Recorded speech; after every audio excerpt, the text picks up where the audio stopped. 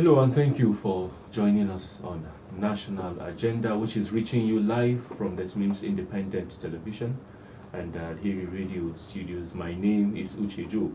National Agenda is a program that features discussions on issues making rounds in and outside the country.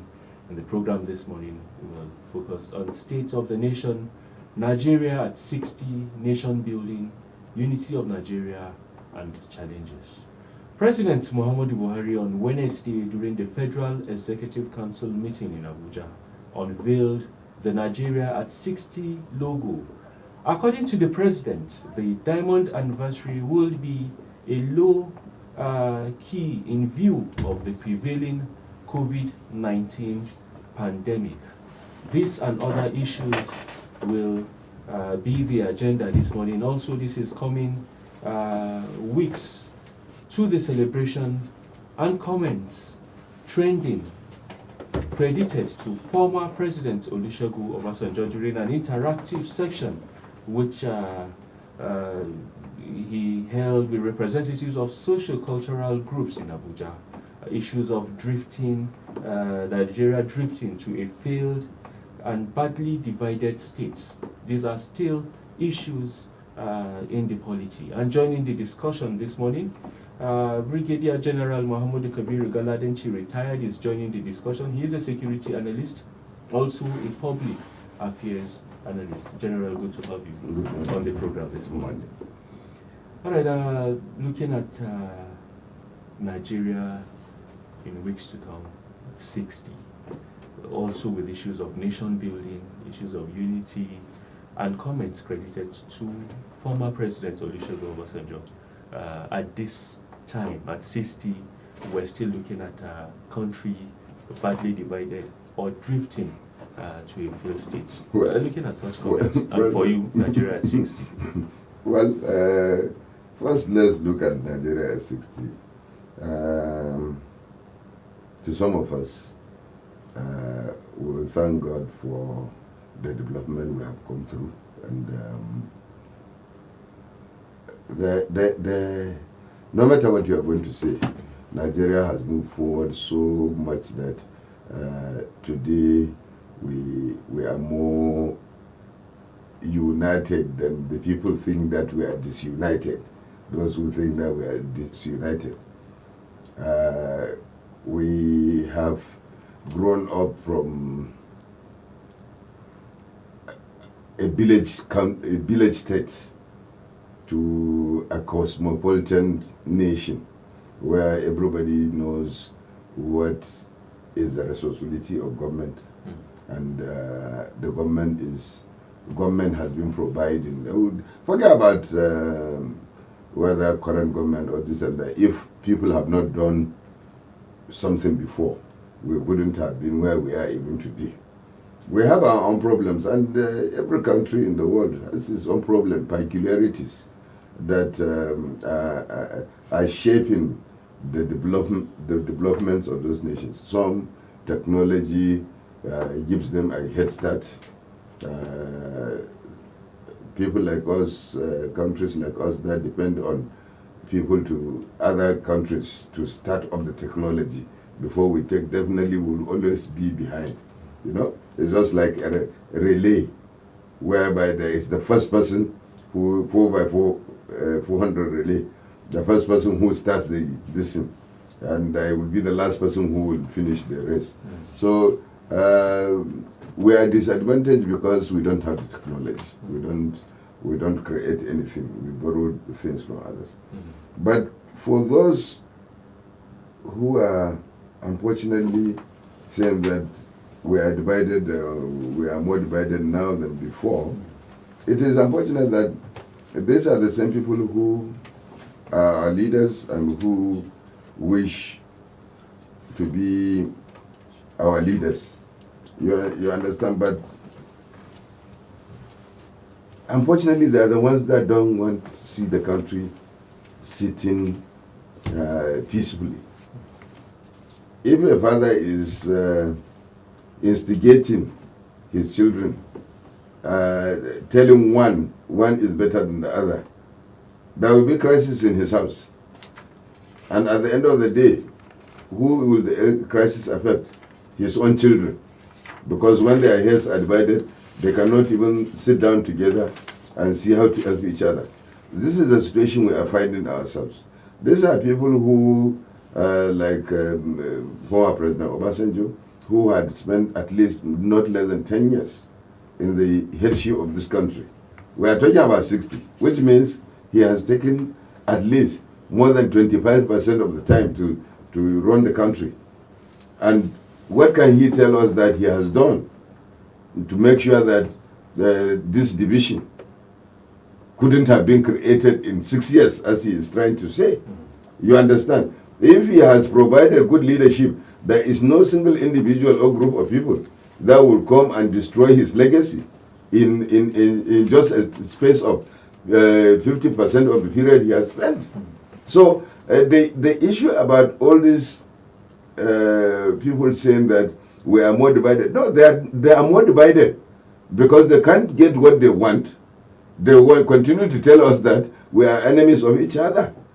That is why somebody will leave Lagos or leave Enugu or leave Taraba and go and come to Kaduna and start saying that because one group of people belongs to something that he can use, he will come. How many attacks have been made on villages in northern Kaduna?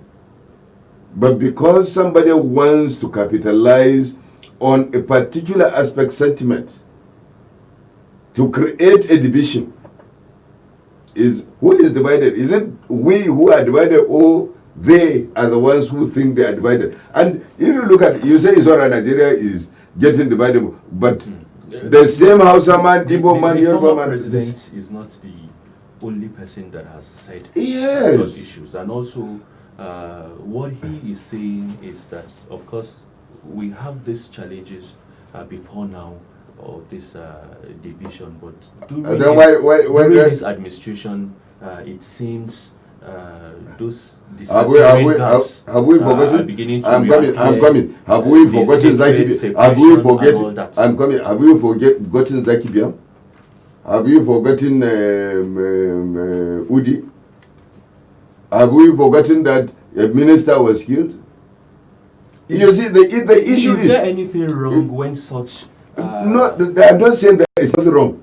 But you see, for a leader, what he tries to do is to dose tension in order for people to, for him to get an advantage to see how we can work out a solution to a problem.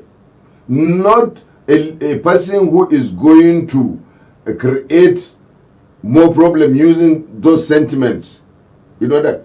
I mean, if your children are fighting in the house, won't you come and sit them down and tell them fighting is no good, this and that, so that they start understanding that there is a way they should live? Have we accepted these problems? And also, no. Sincerely, solve these issues. Have we actually acknowledged so that we have problems or leadership in these issues? Uche, you cannot. The truth is this: you are my friend. We are always relating together. We are this and that. Why should somebody come and tell me that me and you or any other person who happens to be Igbo, by birth or by whatever, naturalization or whatever, that we are now not seeing ourselves as brothers? Look, it is an unfortunate situation we find ourselves, that we have people who want to lead us, but they think the only way to lead us is by creating misunderstanding, mistrust, and fight among ourselves. It doesn't make any sense. I'm sure because it is because they are doing this thing for their own personal gains. If they are doing it for the gains of the nation, they will come up together to sit down to find solution if there is a problem, without the citizens or the people who are concerned being brought into the crisis that will raise the I'm sure before now you've heard yearnings, particularly from the representations of the social cultural groups in the country, now saying that there's need to pull the country away from the brink of collapse, also giving recommendations that are concerned about that responsible and constructive efforts to douse tensions, building bridges across the divide. You see, let me tell you, what is the tension? Potentials of survival of the country. What is the tension within the divide? Tell me, is there any tension between me and you? Is there any tension between me and the people I buy spare parts from in Kaduna? Tell me where the tension is. People are unnecessarily creating something for their own benefit, using us as a tool. Nobody can tell me that is any tension in Nigeria between a Yoruba man, an Igbo man, a Tibi man, and a Bibo man, and a Hausa man. There is only tension within the political class. That they want only to create tension so that somebody will say, I don't like so person, I would like so person. That is the only thing that is happening. Let's be sincere with ourselves. If that is why should somebody create? Should we leave this problem solved? No. Let me tell you, what are the problems? The problems are the same people who are saying this thing is happening are the problem themselves. Unless we can eliminate them, and we can get things right for ourselves, me and Uche and Olawale and Chinyere, we can sit down and do something for ourselves. But I cannot imagine that people who are supposed to be our leaders, who are supposed to bring peace between us, are the people who are creating unnecessary tension because they are not in government and they just want to be there. And why do they want to be there? Because they want to rule us. They don't want to rule us. When you talk about eliminate them, are we talking about retiring some certain groups of people from politics, or not voting in, even though they have a right to vote and be voted for? I'm not saying that there should be any law, but we as citizens, like I will continue to say, Galadanchi and Uche should know who are the people who have an intention of leading us as a nation. We must know that there are people who, whatever they say, when you read in between the lines, look. I was discussing with somebody this issue about somebody just overnight. An issue came up on the social media that America has refused visa for Oshomole. They have refused visa for Gonduje and Bello. This and that. You see, the truth is that we have people who want to rule us, not lead us. And that is why they think telling lies is nothing. Because when you look at that issue, number one, if there is going to be any visa ban for any official, it will come out from the embassy of those countries. Then it will have been circulated to the mainstream media. The mainstream media but because of the election of Edo, our politicians think that they don't even know what to do. They cannot campaign to find out. They now create something. Somebody has been banned from going. So what concerns us was that somebody who has not gone to America. And when the person was asking me, I told him, I said, look, how do you have people who can bluntly, in the face of everybody, tell lies, and they expect countries, they are telling lies against, to respect them if they become leaders? That is why we don't even have leaders.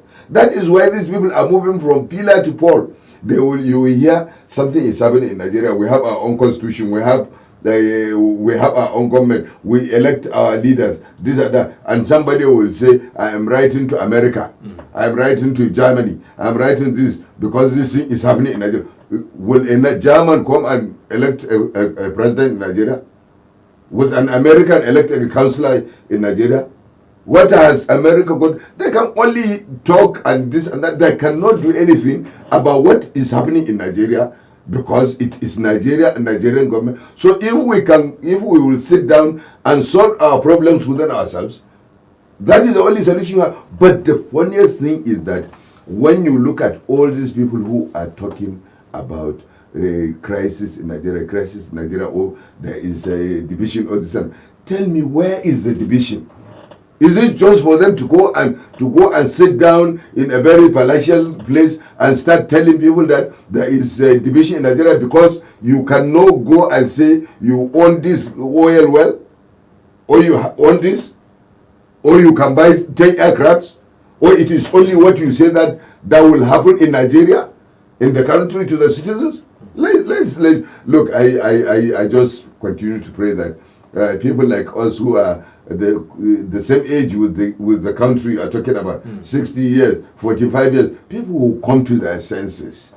How can somebody who has led the country for with 1/5 of the 1/6 of the number of years it has done will come and be telling you that there is the country is not moving, it's not. What did he do to make sure that is it about the message or the messenger? Have you not seen the manifestations there is no of mismanagement of diversity, not peculiar to the present administration? Are they not challenges the countries are facing? Is the country, are you comfortable with the state of the country at 60? There are challenges, but these challenges are the causes of these challenges are the same people who are just talking about the challenges. This is a much unfortunate thing. You cannot create a problem in your own mind and you expect it to be solved when there are no problems at all. If we are a sincere bunch of human beings, as a leader in the northern community or in the Hausa community, I should try to dose tension between my people and any other group of people. That is what I should do, not to come and start instigating them. Why should I go to Kano and now start instigating that the Igbos are dominating commerce in Kano? If the people of Kano start talking about the Igbos are dominating commerce, I am the one who is going to sit them down and say, to, if they are dominating, instead of fighting them, what are you doing to get involved in the commerce? It's not to go and encourage them to carry cutlasses and guns to go and fight them. It doesn't show me as a leader. And that is why I said there is a difference between a ruler and a leader. A leader is somebody who is always looking at the needs of the people, who is always looking at what can he sacrifice so that the people can be able to enjoy. Whereas a ruler is the one that always think about how do I carry my people, like how do the people follow me? Not you follow the people. How do the people follow me? And 90% of people who want to lead us are not leaders, but they are rulers who want to. That is why everywhere you will see governors, ministers, the moment they enter into office, all they are thinking is about the security they will be carrying, the kind of siren they are going to be carrying, to make sure that people don't come close to them, to make sure that people don't have access to them. For a leader, you are the one who is even going out to go and look for the people. But I am telling you, the fact of the matter is that, believe you me, in the world, out of 170-something countries, believe you me, Nigeria is out one of the 10 that people are living peacefully, even with all the crises we have. Go to America. Let's look at some of the challenges now in the country: issues of unemployment, hunger, poverty, insecurity, fragile health system, issues of governance. Nigeria 60. Good. Let me tell you, the way I was saying earlier, 90% of this problem are created by people who claim they want to do better for us. And then, look, education is never free. Even our local education, when we are children, small children, we go to this Quranic school. Every week, our parents give us some token to give so that the teachers will have something to help themselves. But we have a nation whereby somebody will stand up and climb a drum and start telling people that I will give you free education. Healthcare is never free. If you go to a local herbalist, there is no way he will just carry his concussion and give you without paying him something. Government employment is not a matter of government providing employment. It's a matter of people being disciplined enough to create something for themselves. And you hear somebody telling you that I am going to create jobs for you. My friend, we are just busy deceiving ourselves. There is nobody who will create job for you. You must stand up and look for something that can bring you money. What is employment? Employment is you having something that can bring money for you to be able to sustain yourself in life.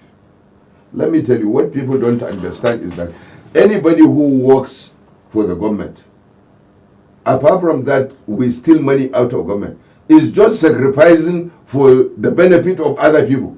Because government is an institution that is supposed to bring to use the resources of the nation in order for it to be used for the benefit of those nations. It is only the citizens that must create that wealth for the government to use for them. It's only because we have this oil. Otherwise, it's because Nigerians, nobody pays tax. If there is no oil, how do you think a government will be run if it cannot collect tax from people to have money? It's just like an insurance. So our first problem is Nigerians must be made to understand that government has a responsibility of coordinating our lives in such a way that everybody has a right and freedom of life, of making money, of staying somewhere, and this and that. But the question, if that be the case, who actually educates or informs the people when there are so many promises and so many raising of hopes, which are not there? These are falsehood. Not there are no hope, but falsehood. Today, if you go to the villages you are talking about, all government needs to do is, out of that resources that is there, what can government do to create the road that everybody is going to use to bring his goods outside? Not who are they going to give contract so that money will come out of that contract. The man who is going to do his farming can be assisted. Government have the responsibility to coordinate or to be a surety to other people to give you this. You understand? But as long as we continue to talk about government providing housing, government providing education, government providing this, the people who are saying that, they are telling you lies, because they want, if they need to build a house because they want to steal your money, the house that you can build at 1.5 million, they will say it is being built at 7 million, and the balance of the money enter, and it will take them 3 budget cycles collecting the same money for them to produce one house. Anybody who tells you government has a responsibility to buy cars and be given to people to do business to do business transportation, they are just deceiving you. All they want is for every car that they buy for you, they will take the money of 9 other cars and put them in their pocket. So if that is the case, it means we're really in a serious situation with such promises, with such hopes, and a lot of policies. I am telling you, Uche, we are in a mess completely because some people want to steal out of our own patrimony. They want to steal. They are always telling you lies on what they know is not either the responsibility of government or them as leaders. and saying that they can provide us this, and you go and open your, and that is why every day after 1-2 years of anybody who is elected, you will see he will have so many enemies out of it, because he cannot achieve those things. So if that cannot be sustained, are we not still coming back to that same argument that Nigeria may be drifting? It's not. Look, Nigeria is drifting because we have people who are not ready to be sincere with themselves, trying to lead us. If you have people who are sincere, who to God they are providing leadership to the country, that their interest is in the citizens of Nigeria and the progress of Nigeria as a nation, who are going to continue to pacify people, not instigate people, then we will be moving forward. But as long as the current political actors that we are going to, if we are having, will continue to put their interest first in the name of leadership, in the name of putting the interest of the people, wallahi, I swear to my mighty God, we are going nowhere. And unfortunately for us, because of the background we are brought up with, the kind of how they try to instill this fear inside us, we are not ready to change, because the younger man at 25, 30 is looking at government as a means of him becoming rich, not as a means of him serving, and out of that service he will be compensated for his losses. All right, we'll just we'll still come back and look at solutions. Well, thank God it's a country and nationhood, not an individual. So the saying will not apply that a fool at 40 is a fool for well, we will still come back and look at some of these issues. If you have just joined us, you're onto the program National Agenda, which is coming to you live from DITV studios and Alheri Radio.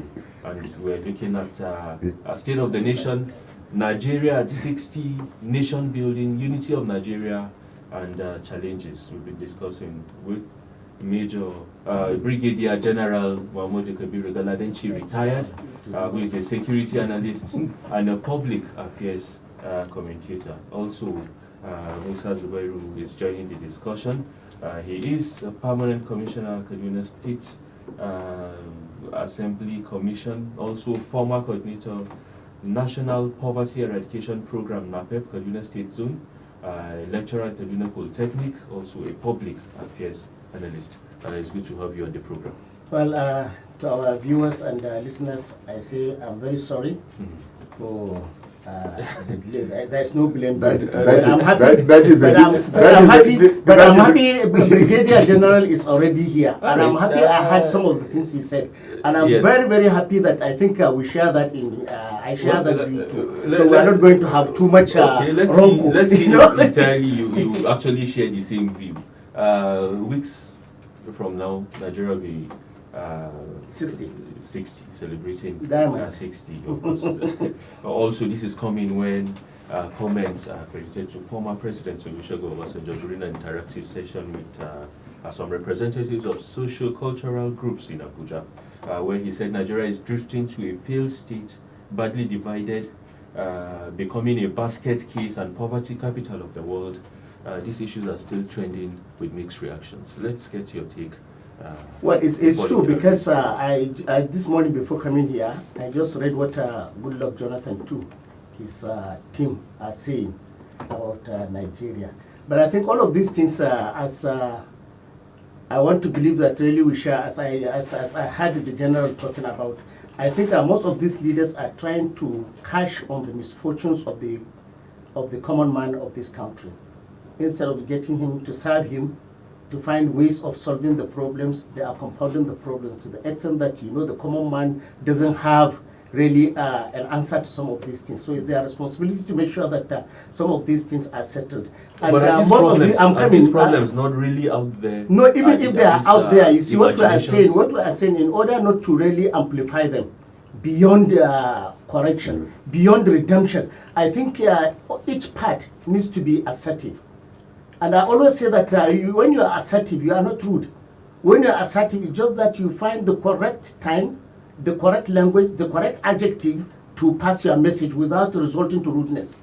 But here we have a case of the two fighting, like the police in Nigeria would call. So we have really the case that the president, former president Olusegun Obasanjo, who knows really what is governance, who has been on the hot seat, you understand, to come and then get this kind of group. First, you have to understand your audience. Already, these are the audience that are divided, not the common man or not the ordinary citizen of Nigeria. These are the group that are divided, and then you are giving them what they require. You are now adding petrol to the fire that is already burning. So you find that really it's not really a good place for one to talk, and then for the adjectives that were used to be used at that time. But what we are saying is that we sometimes the part of the government are not doing their work very well, because we expect that anytime this kind of things come, they shouldn't be looking at who is the messenger. They should look at the message. So the inability of the handlers of the public affairs of Mr. President, or of the presidency, not Mr. President, I'm not ready to personalize it, of the presidency ought to have been more assertive than the people that have really done this, because at least some of these things, there are easy ways that this can be done, and we have government agencies that are supposed to douse, you understand, to bring this kind of things to control, to make even nonsense of whatever anybody is trying to allege in the name of politics, in the name of agitation. So we expect that some of these things ought to have been done. At least NOAA is there. Let them craft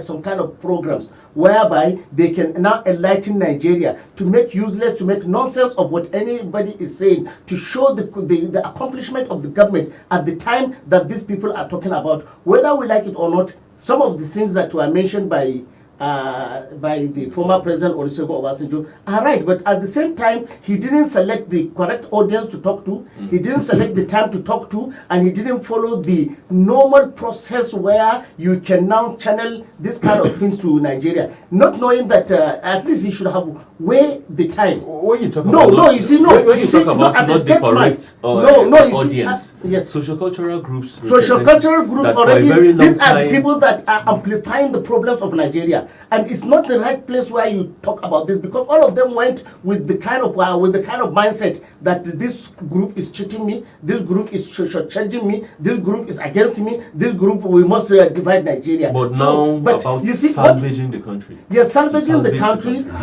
country, the likes of the former presidents, like we have in this National Council of States. These are the very people that have this responsibility. Because you are former president doesn't mean that you don't have a stake in this country, and it is his role as an elder statesman, it is his role as a former head of state, you understand, to bring out solutions, not to bring out condemnations. Right. So what I'm saying is that the handlers of the presidency needs to be up and doing, needs to have their psychology in good place, need to know how to control their statements when they are giving the statements. You see, for the two wrongs to come, you understand, it shows really a high degree of irresponsibility that one cannot really easily defend. We expect that when these kind of things come, let them get the various sectors of government to come out and then support this without necessarily making reference to that.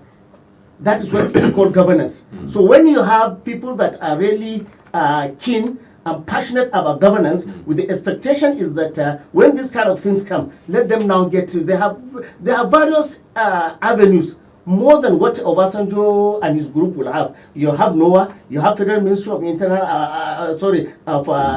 Information, you have the various diplomatic missions where some of these things will go. But some of the excuses they have given, is these things are not enough within the context of what we have read, within the context of what we are seeing, to support what the government is doing. Okay. Look at what, let us see what Professor Shoyinka has written yesterday in the morning. You see, some of these things really are really in data, and these are some of the things that the enemies of Nigeria are looking for, you understand, to strike and then divide this country. Because this idea of really having Nigeria divided, balkanizing the country, has been on for long and long and long, so we cannot continue to allow ourselves really to fall into. Let me add something. You see, this generally, I don't want to touch you discussed something very valid, and what I've always been saying. You see, that because I'm generalizing on all the politicians in Nigeria, with due respect to some of you who are in this, you see, because somebody told me you have just joined the political. Good. You see, the problem is that even in this government, like he said, that people within the government should have been defending the government. But we have a problem whereby already the psyche of a normal politician in Nigeria is not thinking about giving out leadership. He is thinking about what can I get out of the system. That's true. You understand? So the issue the present government is having is that they have a people who are not even happy with themselves by the position they are holding, because they are not given the opportunity to abuse those this. So all they are doing is, I need an office, I'm occupying an office. So I'm not providing anything that will. There are a lot of people in the government, I will tell you today, that if you bring out their principal and another person, they will rather go behind it to support the other person, because this principle does not give them the open hand to just speak what they want at what time. Not in a juicy. You are in a. That is what I'm saying. You see, it's not that there is no corruption in Nigeria today, or there will not be corruption anytime. But the fact is that before, when you do the corruption, you come out to show up. You arrange marriages for your children, and billions are spent. Now you have a system where you have stolen more than the person who was corrupted before, but you don't have the opportunity to come out. So, and that lack of opportunity to show up is hitting a lot of them, though they are within the system. So they don't have even the mind to come and defend what is right. You know. Let's look at solutions. We cannot continue to do things this way. It's about Nigeria. Some of my guests yesterday were of the opinion it is time for the president not to allow himself be confined just to the Aso Rock, coming out for consultations, also bringing on board not just within the officials or top public officials. Let me just talk about this. Let me tell you, looking for solutions. All hands let me tell you. Find solutions. I've told you from the beginning that I don't even believe the problems that are being brought out are actually the way they are. Not that there is no problem in this nation, but what I believe is that those people who are instigating or who are hyping the whole thing are supposed to be the people who are supposed to look at their own communities, their own people, and try to dose this tension out of them first. That is the first way out. I mean, let me tell you what, I swear to Almighty God, we are lucky in this political dispensation that we have a president that does not allow himself to be dragged into. But that is why we are in peace now. I am telling you, if you had done this, what is being done today to President Obasanjo, believe you me, we will never have peace because he will not allow you to go with it.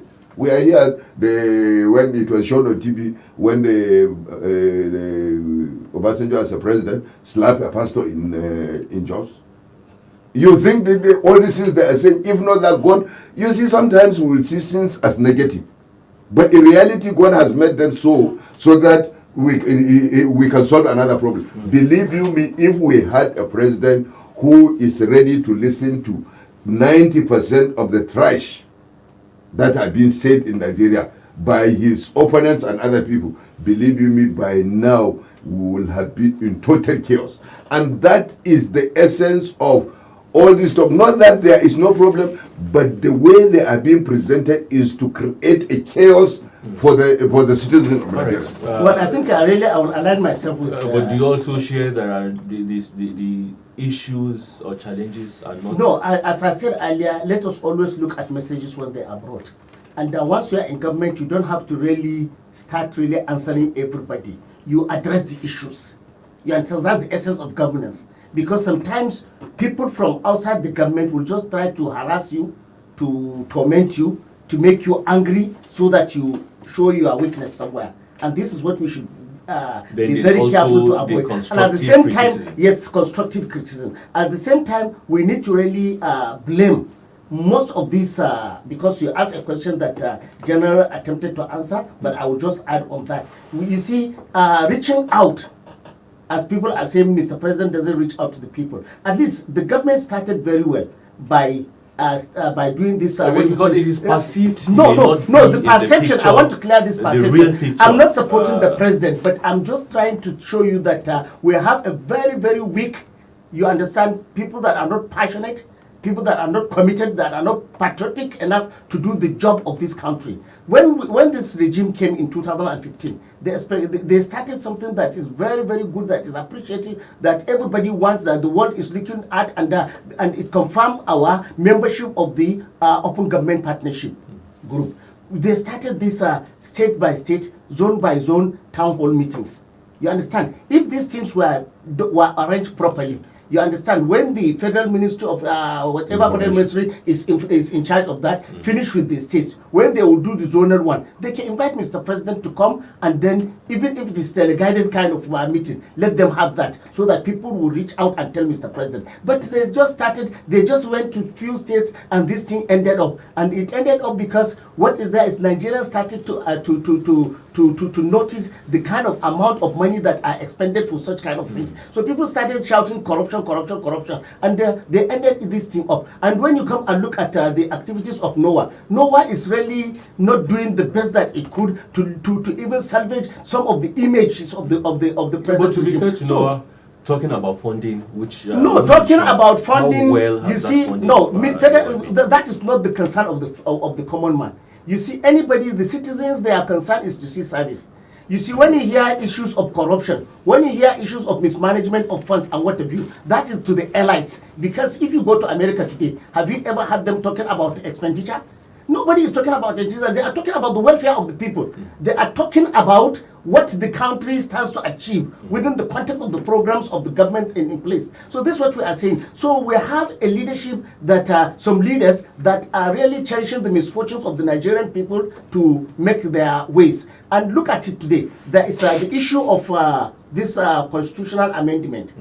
Out of the 109 senators we have in this country, tell me a single senator that organizes people, organize members of the House of Representatives, organize members of the House of Assembly, organize the state to now start thinking of how best their state will benefit, how best they can maximize the opportunity for their states within the context of this. Tell me, there's nobody to do that. So, like the general has said when I met you discussing, is that we have set of leaders who don't have the passion, who don't have the commitment, who don't have the patriotism to do the work for the people. We have a set of people that want to cherish the misfortunes of the common men for their own good. So this is what we have. And you see, Nigeria at 60. Nigeria, we must change this. Nigeria is older than the general. Nigeria is older than me. Not even talk about you. So you see, we are talking now of a big brother. So the big brother is not doing well. We are telling the big brother, this is what you need to do. And the big brother here we are talking about our leaders, and our leaders really must have to listen,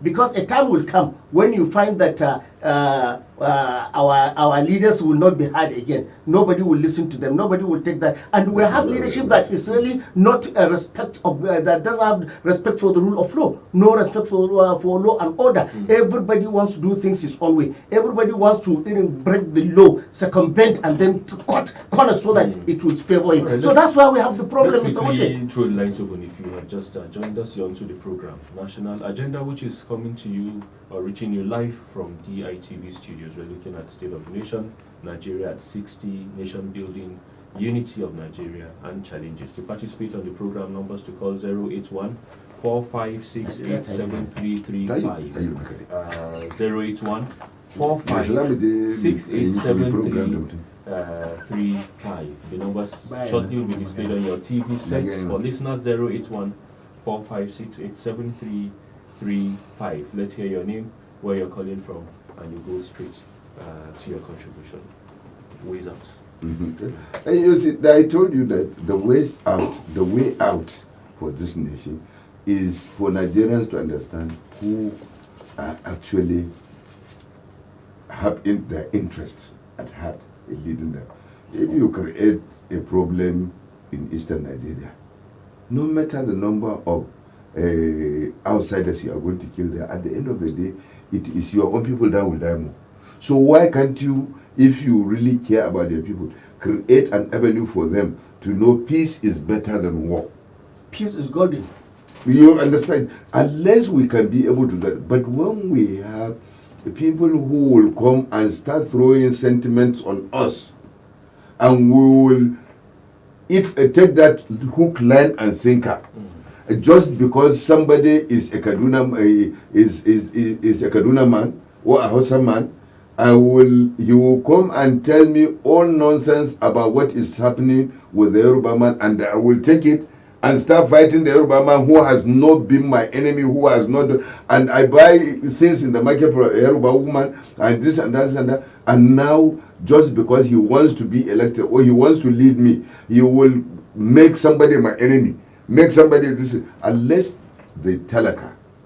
Fortunately for us, believe you me, because 80% of the poor people in Nigeria, wallahi, they don't even believe what all these things that have been said. That is why we are still in peace. If to say they are believing what this so-called leaders were saying, we wouldn't be even sitting down here to talk. You understand? Quick to admit that things have failed, because for them all this should I'm coming. Come, Uche, translate please let me be like the person who asks questions. Can you tell me? You are repeating these things, but can you tell me what are those things that have failed?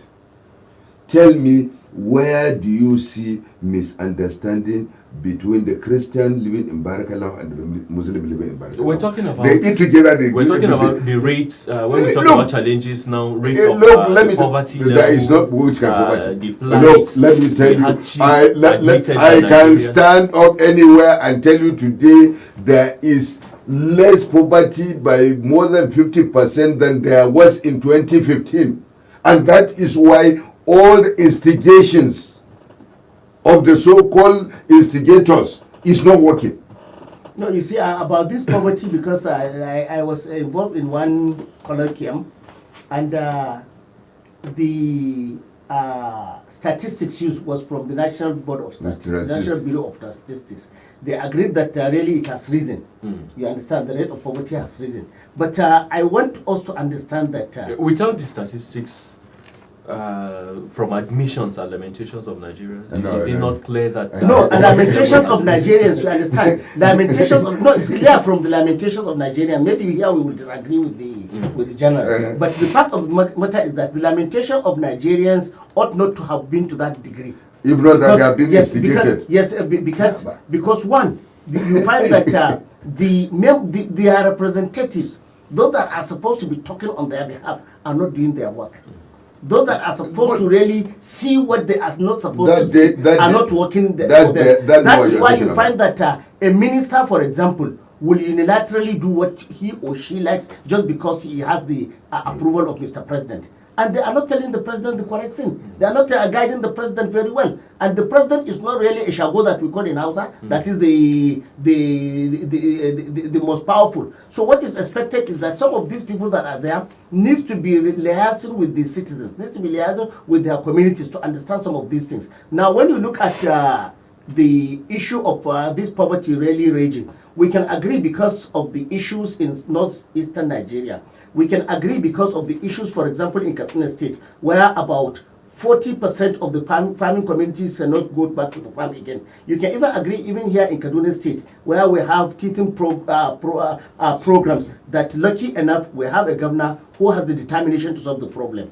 And if not because of that, the situation would have gone beyond even measures. Because now, for example, in my local government area, those that are now near the city, at least are going back to the farm, which was not really the case before. So you see, some of these things really, we need to know how to handle them. We need to really tell our people so that they have that courage, because you find that some of these things, the discouragement mainly comes from the people that are supposed to give them the encouragement. Mainly comes from the people that are supposed to really support them and then be their mouthpiece where they are supposed to be heard. So this is the problem that we have. It's all right. It's all right. Let me add this thing. Yes. You see, the issue is this. Before 2015, when you look at the way people go about following politicians, this and that, somebody who is supposed to be making money and eating maybe 100 per meal is looking to go and eat for 5,000 naira per meal. Today, I am telling you, whether you like it or not, let any Nigerian challenge me, that 70 to 80% of those people before who do not do anything, waiting for politicians, are today doing something, and they are feeding themselves. Like you are talking about Brunugari, I know Brunugari so much. Today you will never see somebody inside Brunugari going out to stop on the road, trying to repair road because he is looking for 20 naira. Because people are, let's stop deceiving ourselves, let's accept reality, otherwise people will continue to... We'll conclude. Nigeria at 60, what are your expectations? What do you hope to see? My expectation is that my expectation is not on government. My expectation is on Nigerian citizens to stand up and bring out people who they know have the interest in their heart to be their leaders, not this riprats that will always go about telling us this is that. This. So some of sorry, I use that one. You know, he's so touched. You know. Well, I think I will align myself with what he has said. I think Nigerians really should come of age really to understand really people that have passion, people that have commitment, people that are ready to do some of this job and are patriotic enough to really lead them. So this is where we are talking of the togetherness as the president unveiled this theme. And this theme really is talking about everybody in Nigeria, everybody in Nigeria, irrespective of their tribe, religion, the ages you have got, even those that are past. You understand, they are part and parcel of us. So this is what is there. And then people should not be cherishing the misfortunes of the other people now to just gain or to add to their political value. So some of these things, when we look at them, I think will now succeed. And we pray that the governments that are facing this kind of teething problem of insecurity and other vices that were man-made, I think may God really help us. May God help us really to overcome them. And I thank you in the DITV. All right, this is how we wrap up discussions looking at State of Nation. I still have 5 minutes. Well, 5 minutes. Wow. Nigeria at 60. This is democracy. Unity of Nigeria and challenges. Thank you for investing your time. We've been discussing with Brigadier General Muhammadu Kabiru Galadanchi, retired, who is a security analyst and a public affairs analyst. And a politician in the... Well, I have not seen in that the declaration. A politician in Thank the you for making. coming and sharing your views. Thank you very much, Uche, but there is democracy. We still have our 5 minutes, and you should give us our 5 minutes. No, the 5 minutes is Top for 5 them to get some money. minutes. Why are you going to give them some advice? Also, Mr. Zubairu, Permanent Commissioner at Kaduna State Assembly Commission, former coordinator NAPEP Kaduna State Zone, lecturer, the public affairs analyst. Also, thank you for sharing your views with Nigerians. Thank you very much. Once again, thank you for investing your time. My name is Uche Joe, and on behalf of the crew, thank you for watching, and do join us again on subsequent editions of the program. Enjoy the